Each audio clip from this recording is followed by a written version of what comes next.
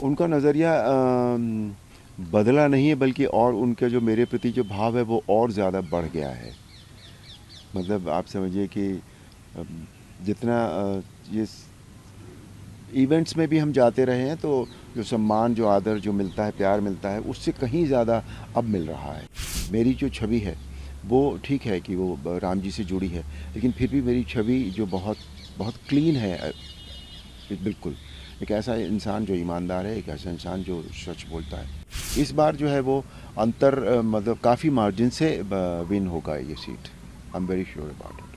Campaigning बहुत अच्छी चल रही है, जनसंपर्क हो रहा है और बहुत प्रेम, बहुत आदर मिल रहा है और चुनाव के प्रति लोगों में बहुत उत्साह है।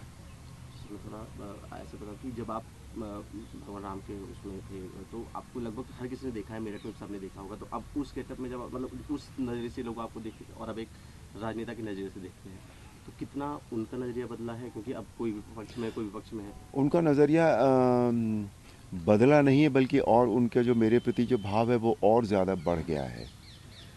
मतलब आप समझिए कि अम, जितना ये इवेंट्स में भी हम जाते रहे हैं, तो जो सम्मान, जो आदर जो मिलता है, प्यार मिलता है, उससे कहीं ज़्यादा अब मिल रहा है इस समय। सर, कहीं आप इसको एक मुश्किल चुनौती देखते हैं? क्योंकि पहले कई उम्मीदवार होते थे, तो उनका ही वोट थोड़ा बहुत मिल भी जाता था, तो फिर भी जीत होती थी। अब सिर्फ सामने इंडिया गठबंधन है, एक तरफ आप हैं, तो वोट कटने की संभावना कम है। जातीय समीकरण भी कहीं फैक्टर आएगा नहीं, सामने? होते हैं, सारी चीज़ें हैं अपनी जगह पर, लेकिन इसमें कोई वो नहीं है कि जीत भारतीय जनता पार्टी की होगी इस सीट पर, डेफिनेटली होगी। मुझे इसमें कोई शक नहीं है बिल्कुल भी। लेकिन जिस तरीके के जातीय समीकरण यहाँ पे है, एक अच्छी खासी संख्या में मुस्लिम हाँ, हैं। मैंने कब बताया आपको, होते हैं जाति समीकरण, ऐसा नहीं है कि नहीं होते हैं। लेकिन जो दूसरे समीकरण हैं, जो एक कैंडिडेचर होता है किसी चीज़ का, फिर दूसरे इस सब के पीछे जो है वो श्री नरेंद्र मोदी हैं। आज उनका जो ब्रांड वैल्यू है वो बहुत ज़्यादा है, because which he has proved again and again, again and again. तो वो, और ये चुनाव बेसिकली उनके लिए ही, विकसित भारत के लिए हो रहा है। अब जाति समीकरण होने के बाद भी अगर कोई विकसित भारत के बारे में न सोचे, तो मुझे नहीं लगता कि जनता उसको उस तरह से देख पाएगी। जनता को भी पता होता है कि कौन देश के बारे में बात कर रहा है, कौन नहीं कर रहा है ना? तो वो एक फैक्टर है। और भारतीय जनता पार्टी का अपना ट्रैक रिकॉर्ड इतना अच्छा है, अकेली ऐसा दल है जो राष्ट्रवाद की बात करता है।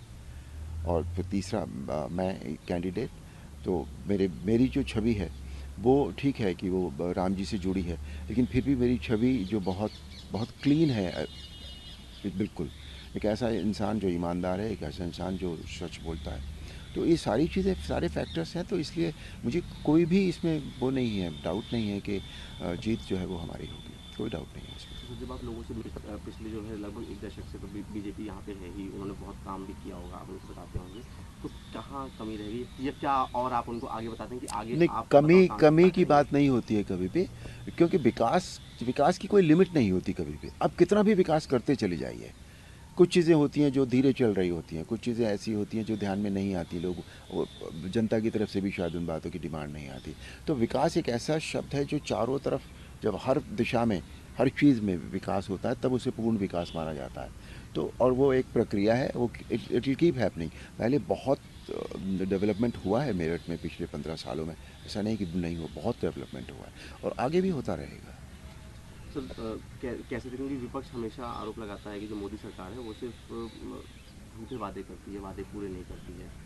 आप मोदी गारंटी लेके आगे बढ़ रहे मोदी हैं। सरकार ने देखिए महिलाओं के लिए क्या क्या किया है, महिलाओं के सम्मान की सुरक्षा की, करोड़ों महिलाओं को गैस दिला दी, करोड़ों गरीबों को घर दिला दिए, करोड़ों मील का हाईवे बन गया इस देश में, मेडिकल इंश्योरेंस मिल गया गरीबों को। और मतलब कौन सा वादा पूरा नहीं किया है? मोदी जी की तो ख़ास बात यह है कि उन्होंने जो कहा वो वादा पूरा कर दिया है। यही उनकी ब्रांड वैल्यू है, यही मोदी की गारंटी है। तो विपक्ष का ये कहना मुझे बिल्कुल गलत है।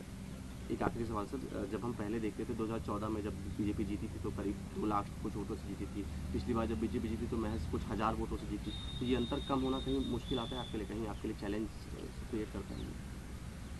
नहीं, ऐसा नहीं है बिल्कुल भी। इस बार जो है वो अंतर मतलब काफ़ी मार्जिन से विन होगा ये सीट।